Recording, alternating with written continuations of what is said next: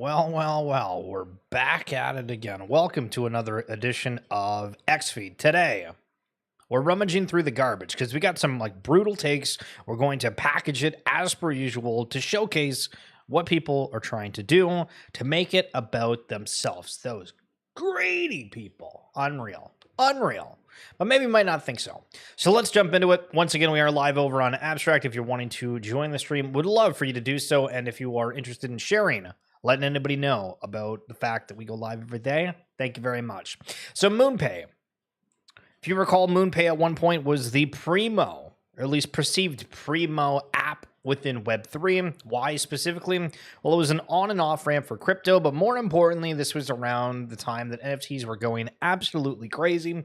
They were out there partnering with a ton of celebrities, the Jimmy Fallons, the Paris Hiltons, the Post Malones of the world, and hooking them up with a Bored Ape Yacht Club, which was one of the reasons that it got to the heights that it did way back when. The CEO of MoonPay got out with, I think, a couple $100 million or something unbelievable, and I don't think they're still involved anymore, but maybe they are. I don't know. I remember seeing that all over the news at the time.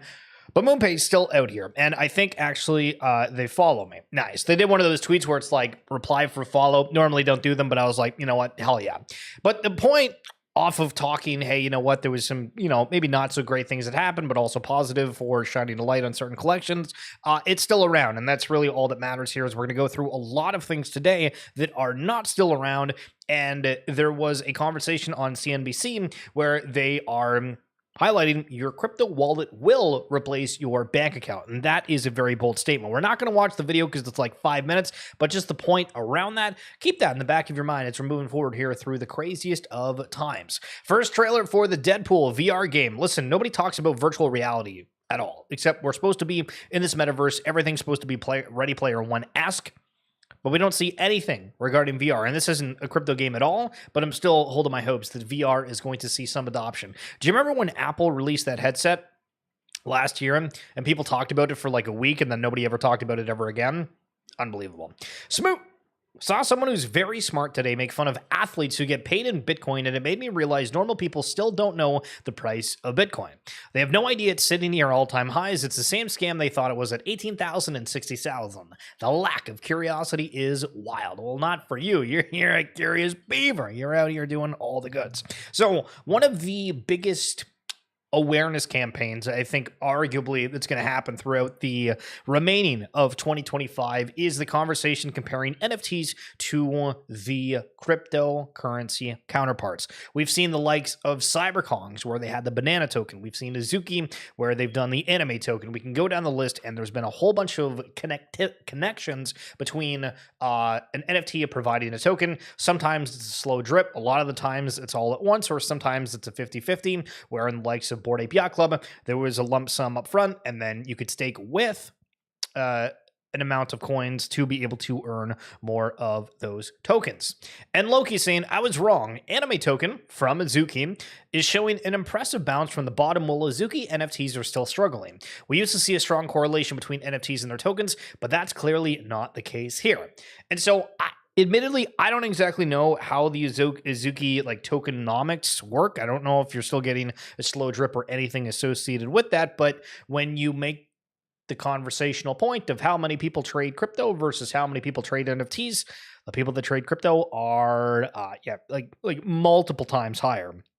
And those are out there in the NFT space. And again, we make the argument of what do these NFTs provide except for a community? So people are very social on their own. Do they need these online communities? Do they need to have some kind of representation for themselves if they're not, out there trying to be socially active online? So interesting food for thought. I think that this will be something that will be very, very interesting. I mean, even for the likes of a lot of these tokens, you have to look and see, okay, comparatively to their market cap, what can they move versus how much is it going to take for the NFT counterparts to move for their respective market caps? A little bit of a security reminder here. Somebody posted the other day that they got compromised and they got drained of all their crypto. And every time I see it, I'm usually like, oh my God, what in the hell happened? Because I think it really, really matters. And I think every time that somebody's posted, and thankfully they've basically said, hey, this is what I think went wrong. And so in this case, their best guess is that their OneDrive backup that they had on their old PC, and I guess it got compromised and they had their private key and seed phrase in a app. So that's why everybody says don't save anything on a computer. Hard, fast, write a note, etch it in something, keep it on person, somewhere safe, vault, yada, yada, yada, yada, yada. So sucks to see, but just a little friendly reminder. All right, this is the Looney Tunes original voice actor. Check this out. Show me a picture, a still picture of the character. Then they show me what they call a storyboard, what is going to happen in the cartoon. From this, I have to create a voice. Oh, I thought I saw a putty cat. I did see a putty cat. And that putty cat was probably Sylvester. Oh, fluffer and fucking you buddy. Oh, putty tat. Then there was Daffy Duck. Oh, Daffy is sort of a crazy little bird that says that Bugs Bunny is despicable. Despicable. Yo, what's going on, Stately? Oh, all Rogan. Yo, sheesh. Yo, coming through for the 50 months. And then another chicken from the South, no doubt, Foghorn Leghorn. Pay attention, Gene. You know what? A foghorn, you looking for chicken? See that little house says D-O-G? That spells chicken. Go get them, boy. So I came across that and thought you guys would enjoy seeing that because that's some vintage stuff back there. But yo, Staley coming through on that 50 months, absolute insanity. Yo, jeez. Also, we got to connect on leagues. Sorry, you apparently you're playing at random times. I'm playing at random times too. But listen, I feel like I'm on a little bit more than you. So this is a one-way relationship. That's going to be a red card, brother. Circle shares. This is yesterday, by the way. It's down a little bit today, so just caveat with this. But circle shares jumped 23% yesterday at open. Now up 329% from IPO price. Still seeing a ton of conversations around people just saying in general that they're feeling cryptos a little bit undervalued. Sometimes you just got to send it. Yo, true. Cold Ethereum, original creator of Pudgy Penguins that got ousted, and a whole bunch of stuff around that. What a time. And then created My Effin' Pickle. There will eventually be a company born from crypto that becomes one of the biggest brands in the world. And then JPEG Flipper responding, is it not Tether? Well, they're not wrong about that, but also I do agree in general that we are going to see some fascinating things come from the crypto space. So I want you to look at this, right? I want you to, see if you think this is legit. Because Tree News Feed, which I think is a big news site, got the gold check mark, and they have 200,000 followers saying Paraguay president says country makes Bitcoin legal tender, right? So let's read the post in full here.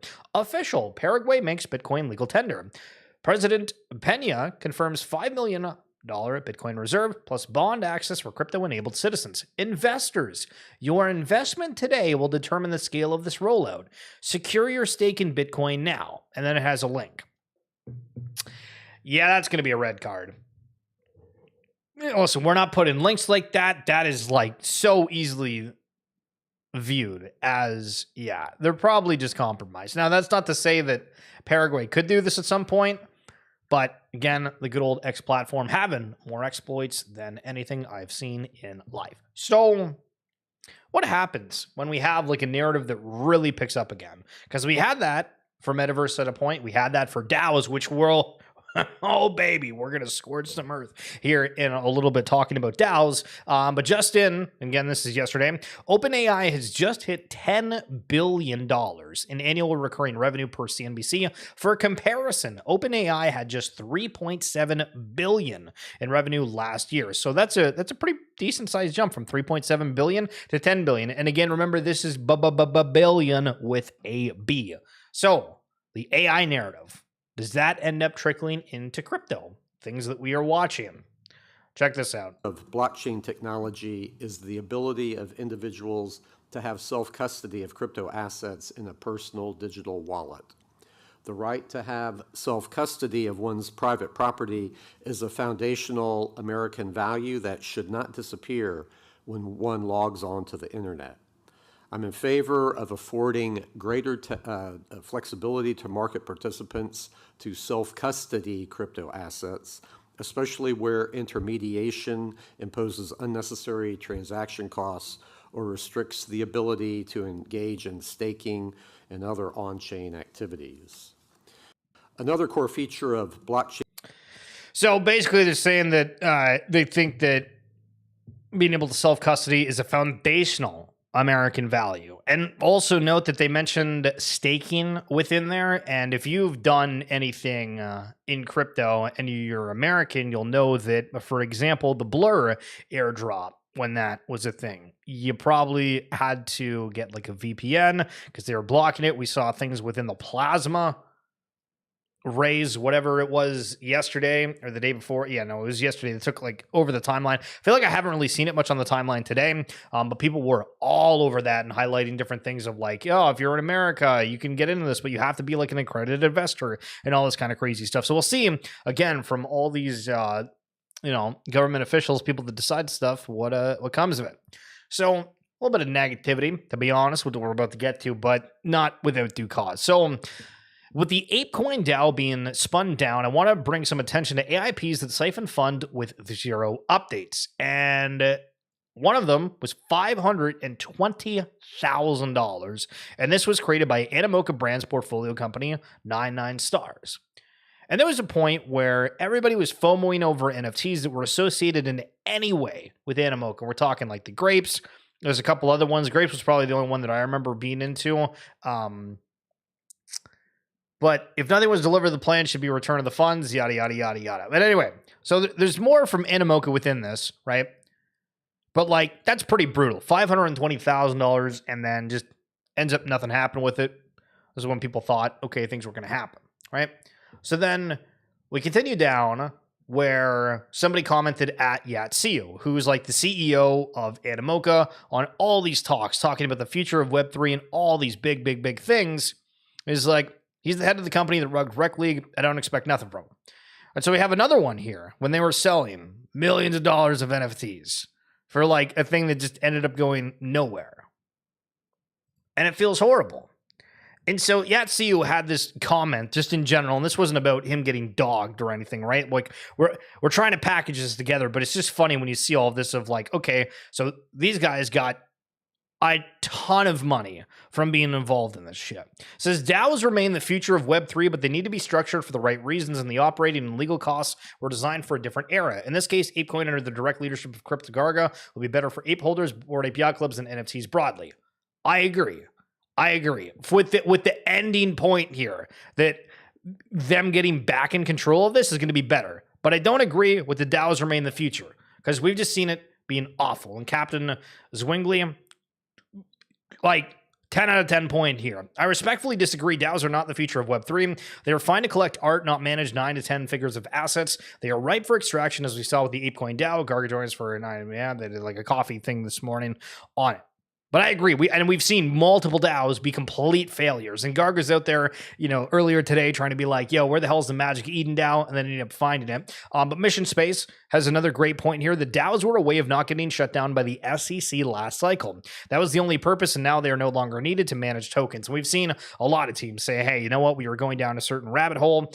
No pun intended with the shirt. But then we didn't end up needing that.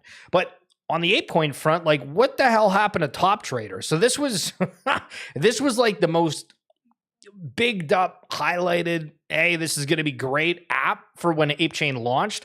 And the idea was that you had to like leverage 1,000x up or down, right? And this thing was like the biggest marketing thing I've seen for ApeChain. And the last post was on February 3rd, and we're in June now. So I guess that shut down. Maybe they fired the team. I have no idea what the hell's going on. So I want to give you a little bit of a nostalgia kick, if you will, for those of you that have been around for a while. Do you remember Weather Report? So this is a collection of just characters, right? All this stuff is generally just characters. And what happened was there was a team behind Weather Report, and the artist for it was a guy named Dented.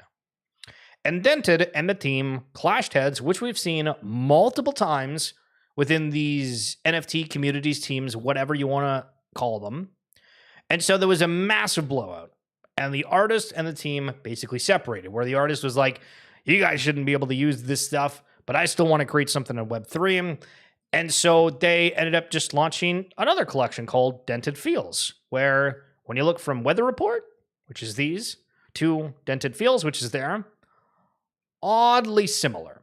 So to go even further back, there was a time when I Am a Degen, which was 3D aliens and Alien Boy, which was these cartoon type aliens similar to this, and it was Alien versus Alien.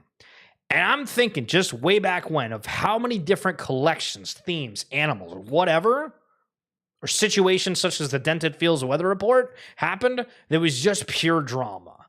And it's completely irrelevant now, but in the moment, it felt like massive stories, and it's hilarious to recount. Bo, the AI replies on X posts are so bad, I've got real people with real accounts using AI to reply to me. Use your brain, folks. This isn't what AI is for.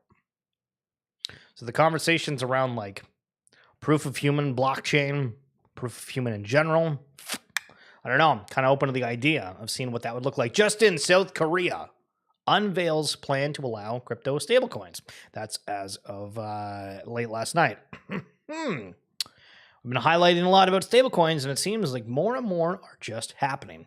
New, 60% of Fortune 500 companies are working on blockchain projects. A Coinbase survey showed per CoinDesk. What to know, 60% of Fortune 500 companies are working on blockchain projects. The survey noted that a third of small and medium-sized firms in the U.S. are now using crypto, double the number seen in 2024, and more than 80% of institutional investors plan to increase their exposure to crypto this year. We're just here and kind of casually talking about it and seeing what ends up happening. It's great. That's going to be it for this edition of XFeed. We're doing another recording for the RWA Segments podcast tonight. So if you're watching on YouTube, if you can check the link down below, or if you want to go on my bio on X, you'll be able to see the links in there for that podcast. Again, focused on real world assets, including stablecoins and everything else. Thank you so much for tuning in. Stately Wayne Manor, thank you so much for the 50 months. Imagine knowing each other for 50 months. Unreal. Thanks so much for tuning in. I'll catch you tomorrow. Peace.